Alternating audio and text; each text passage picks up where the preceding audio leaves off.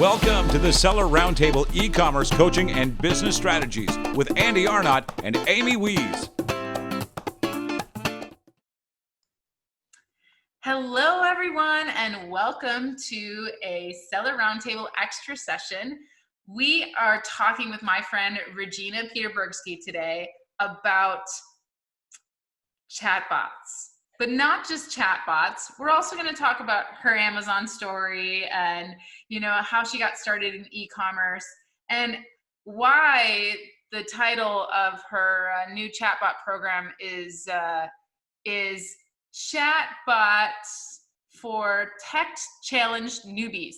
I absolutely love that name because I feel like so many people are like, you want me to build what? So Regina, welcome to the Seller Roundtable. Thanks for being here. Oh, thank you so much for having me, Amy. It's awesome to be here. And before we carry on with the rest of the conversation, I just wanted to say that it's actually your inspiration that got me to put together that training program. So it's all up to you. So thank you. Well, you're welcome. I mean, hey, I can't take all the credit. You certainly did it. So well, yes, but if it wasn't for your sort of poking me, metaphorically speaking, giving me a poke just to say, just do it, it would never have been done. So thank you. You're welcome. Yes, everyone. I said, hey, Regina, that would be something we'd all like to learn. Why don't you put it in a course? Yeah. And then, Regina did what Regina does, which is just getting things done. So Regina, tell us a little bit about yourself and your background. Okay. I was born at a very early age.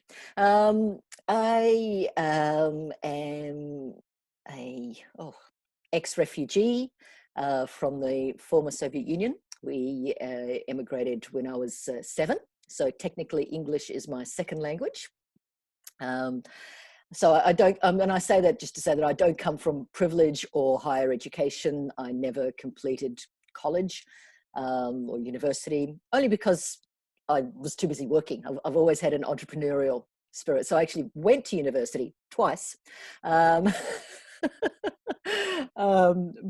was happier sort of working 2 or 3 jobs, making money, making friends. So I never completed any type of formal training, and also partly because I still don't know what I want to be when I grow up.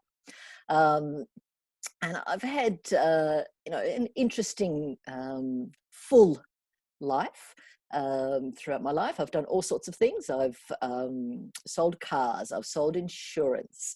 I spent 10 years traveling for a living as a tour leader, tour director, taking people on holidays all over the world. So that was fun. And about 16 years ago, I returned back to Australia, where my family has continued to live, and that's where I'm based now, and got into retail. So I actually had a women's clothing store ended up 10 years. As part of that, I had my own design. So I was a fashion designer as well. And I use that term very loosely. I sort of always say design in the same way that we private label on Amazon. We private label in clothing as well. So I was actually doing private labeling in the fashion field. So I was designing, manufacturing in China, wholesaling here in Australia, plus had my own retail store, plus I was importing from Europe. And doing all of that. And I had a baby at 11 years ago. So I was in my business on my own with a baby and not making a lot of money. So after sort of the dust settled, so to speak, with the baby and the baby was weaned, I was looking for opportunities. And I knew I wanted to get out of retail fashion. And so I set up a baby clothes website here in Australia. So that was my actually second foray into online. And I built this beautiful, paid somebody a lot of money to build a beautiful website and spent a lot of time and money on SEO. And I was ranking on Google here in Australia for all the main keywords and was doing okay. And then, of course, Google changed their algorithm. And my tens of thousands of dollars were wiped out, in investment were wiped out. And so if you know anybody who needs baby clothes, I still have a few upstairs in my attic. And because, I'd been immersing myself into this online world, I got into all sorts of email lists. And I kept getting this email every 6 months or so about this Amazon stuff, selling stuff on Amazon. And of course, here in Australia, and especially sort of 6-7 years ago, we didn't really know anything about Amazon. We knew it existed to buy books, but that was pretty much my exposure to Amazon. Knew nothing about it. And so after seeing it for the third time, I finally thought, oh, well, let's see what this whole Amazon thing is about. And funnily enough, now this is a story I've never told publicly. At the same time, I was also bidding in an online auction for a dropshipping website. So I was, and it was, would you believe, an adult toys dropshipping website. So here you go, exclusive.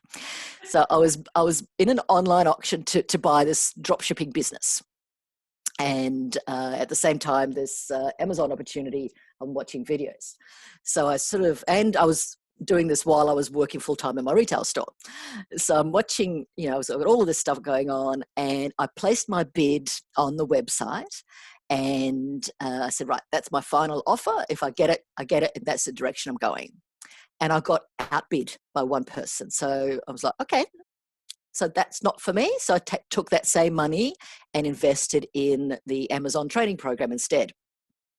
Funnily enough, within 24 hours, the seller of that website got in touch with me to tell me that the other person had pulled out, and I could have that website instead. And it was like too late. So I could have been. You could have been in the adult toy industry. I could have been in the very adult toy industry.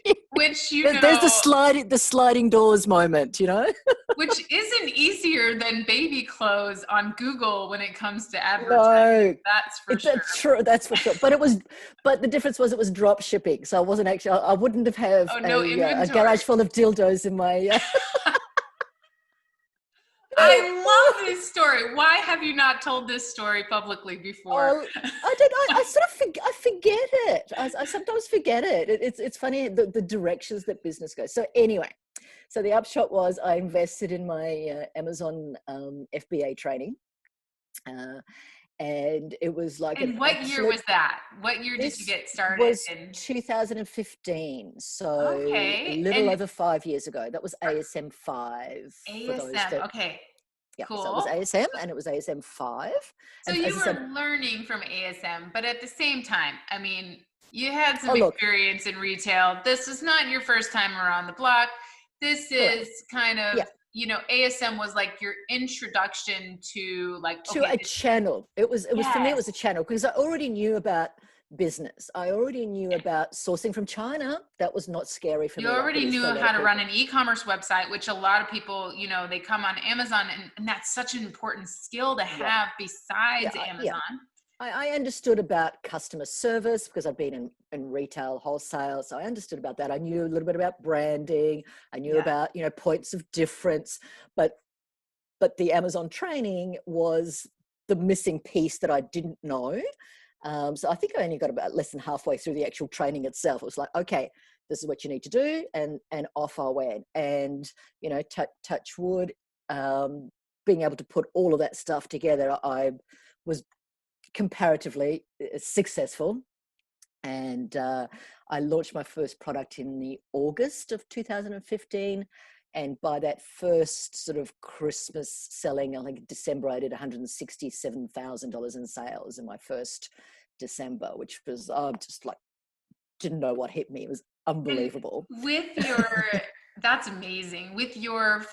Especially for your first product, because many of us have that first product story. That's like for me, it was the cat toys. I picked these cat toys out, and I'm like, well, this is my niche. And, I was developing my product in there and in that niche. And so I was like, I need a few products to kind of pat around it. And it was so hard because it was so saturated by the time I got it to market.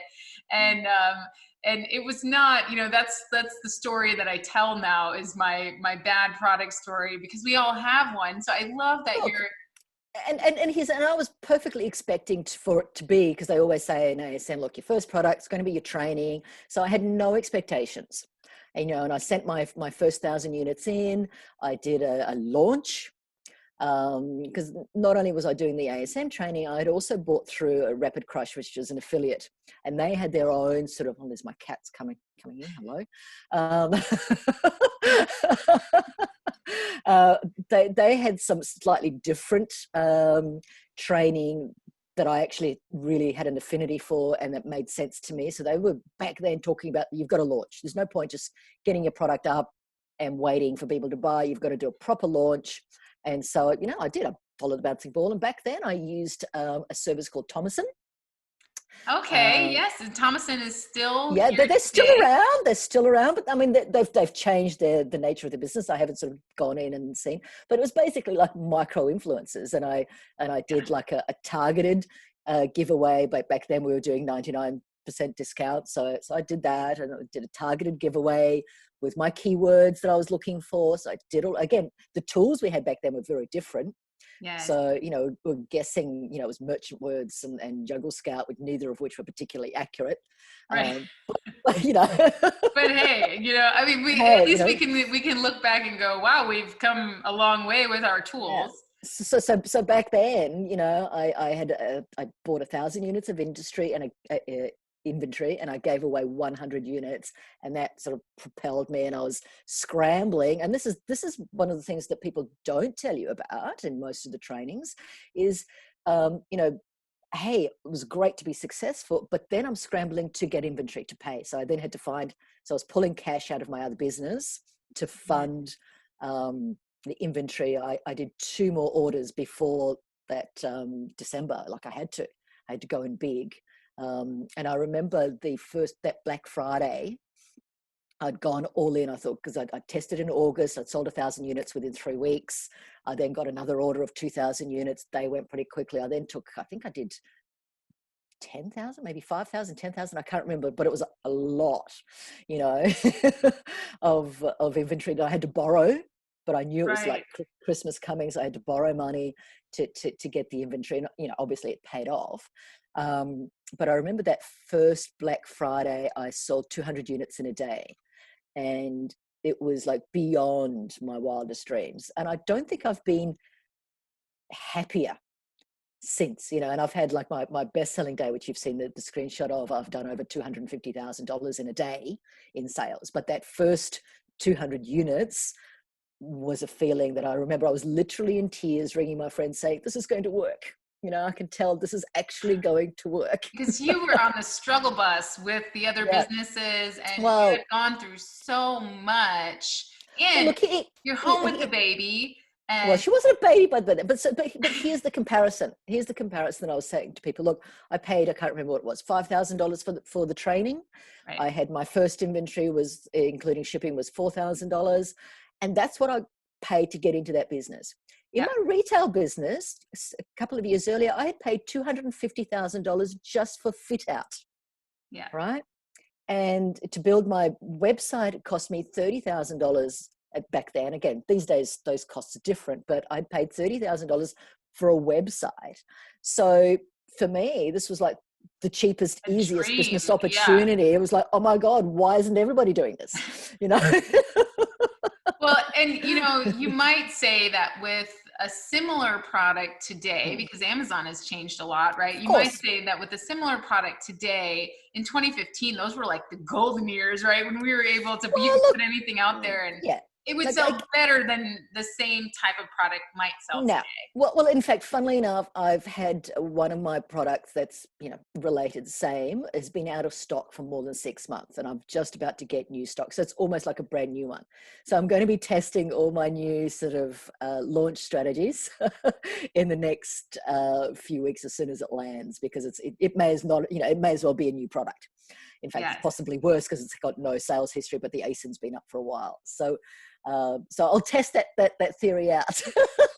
But Yeah. yes, look, things are different now. So my story has been within 12 months of launch, I'd actually literally closed the doors to my retail business, and I've been full time on Amazon, coming up to 4 years now, and that's it. So I sell. I have my main brand that is still selling very much, related products that I started with, and I have two sort of smaller brands that are not really doing anything. Again, we all have our failures. I don't call them failures. The product's still selling. I'm just not doing 100 grand a month with them, but they tick across. Yeah, so that's what I'm doing. And then the last a little bit over 12 months, I decided it was time for me to step up, get public, because I was always very private about what I was doing. Nobody really knew. So really the last 12 months have been more public about my story. I started my podcast, Women on Amazon, and my Facebook group. I do a little bit of private coaching, and coming onto podcasts, and just finished my chatbot training. So that's a little bit of a story. I'm still a solo mum. My daughter is about to turn 11 next week, going on 17.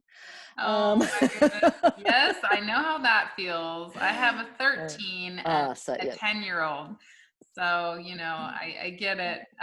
So it's really cool. I think so many of us start really keeping our heads down, like working in our business. And then because of this beautiful e-commerce community, we find ourselves in a position to be able to mentor. And it's so wonderful because all of us were once there. All of us needed that mentor at some point. And, you mentioned, you had ASM, but I'm sure you had a lot of mentors along the way. And I paid. I was involved with a mastermind group, which was a $25,000 a year mastermind group. And I was flying from Australia to Vegas 4 times a year to meet up with those people. So I invested heavily in my growth in the business. But again, as I said, I'd previously paid $250,000 just for curtains and mannequins and wall paintings and floors. So for me to invest $25,000 in training was not a big deal, given that I was actually making the money. I was not borrowing the money. I was not borrowing the money to pay for that training, which unfortunately these days there are some, certainly in Australia, there are people that are encouraging, these gurus are encouraging people to borrow money to pay them $25,000 a year for this training. And so I certainly say, do not, under any circumstances, put yourself into debt for training, unless it's like just basic, but I'm talking about like that really high level coaching. Only pay for that when you're making the money. Yeah. Right? And when you're going to be able to be there and let it, pour into your business and really get the benefit out of it. And you're not going to be strapped wondering, how am I going to pay for inventory? How am I going to pay for me to make any money? So along that line, being a mentor now and all of that, there's so many people getting into e-commerce now. So what would be your advice to people who are just getting started in e-commerce and are just maybe like trying to figure out, either Amazon or any other of these? Look, there's so many different, and I think that's certainly a big problem, because there's so many shiny objects out there. Every day you get something in your inbox that says, hey, look over here, you can do it this way, and look over here, you can, and look. And there are so many amazing different ways that you can make money online and even just on Amazon, there's at least a dozen different ways you can use the Amazon platform itself, not just private label, which is what I do. So I've been learning about all of those recently. There's so many different ways. So whether it's e-commerce, drop shipping, Amazon, your own, Shopify, whatever you do, I think my main advice would be pick a lane, pick a lane and turn off those shiny object distractions and give it a really good go. Make yourself a plan, because not everything will work, but make yourself a plan and say, okay, for the next X amount of months or years, in terms of time or money, I'm going to invest and really make it work. And if it doesn't work after, whatever target it is that I'm aiming for, then start looking for other opportunities. But I think that's a real problem right now, is there's almost too much choice. And they're all good. there's nothing wrong with a lot of them. I mean, obviously there is some snake oil out there, but there are a lot of really good opportunities. At some stage, you're going to say, well, this one's for me, and those ones are not for me. Pick a lane. That would be my single biggest advice right now. I think that is such good advice because, if we study business, they say so many businesses fail after they begin. And most of the reasons, we were kind of looking into the reasons for failure, and the reasons is either people are not sure, they don't have a plan, right? They're not sticking to one thing, right? So they're just kind of losing a lot of money that way. But then the other thing is a lot of people don't see it through. They don't wait. Sometimes you have to wait, especially even on Amazon after you launch a product. You got to stick with it. You got to keep tweaking. Even if you're on Shopify and you're building a funnel or something like that, you got to keep tweaking the funnel in order for it to work. So same thing, like when we launched our products in the beginning, I didn't know that much about listing optimization or what an impact it would have. And I could have quit. I could have said, oh man, this is not for me. These products aren't selling. But instead I went and found a coach that could help me with listing optimization, that could help me with just get some stuff set in place. And after that, it did improve, and it improved immensely. And it was, and now pretty much those sales, just like you mentioned, kick along and they do their thing. And so I love that piece of advice. I think, there's so many people out there right now trying to discover what it is that they want to do. There's so many opportunities in e-commerce. So many, Yeah. And absolutely. I love learning about the new ones, but I think it's so cool. So how did you get in? Let's get into the chatbots thing. How did you get into chatbots?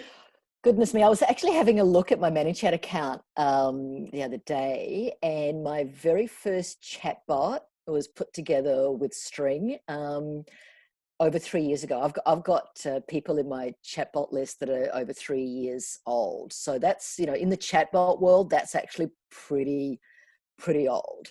And the reason I got into it was I saw some post in some Facebook group with some guy that was doing, hey, you can give away single-use coupons on Facebook without going into Facebook groups, using, and it was cobbled together using 4 different pieces of software. And I thought, oh, okay, that looks good. I could give away coupons. I didn't want to pay somebody like Thomas, and I didn't want to do 99%. I just wanted to do sales like 10%, 20% type, 30% coupon codes, just to give away. And these were just coupon codes you were creating on Amazon? Yeah, just single use, but I didn't want to do group because, like with group codes, they get out of control and you don't want to.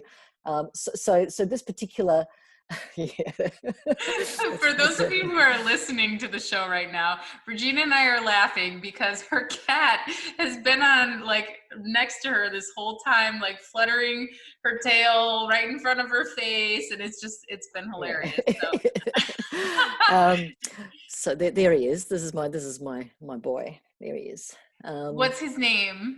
This is Bowie. Now you can't really see on here. He's called Bowie because he actually has 2 different colored eyes. He's got one blue eye and one green eye, like David Bowie. So. Oh my gosh, the pets of Amazon. That's it. He's so sweet. Wow. Yeah. Thanks for tuning in to part 1 of this episode. Join us every Tuesday at 1 p.m. Pacific Standard Time for live Q&A and bonus content after the recording at sellerroundtable.com. Sponsored by the ultimate software tool for Amazon sales and growth, sellerseo.com and amazingathome.com.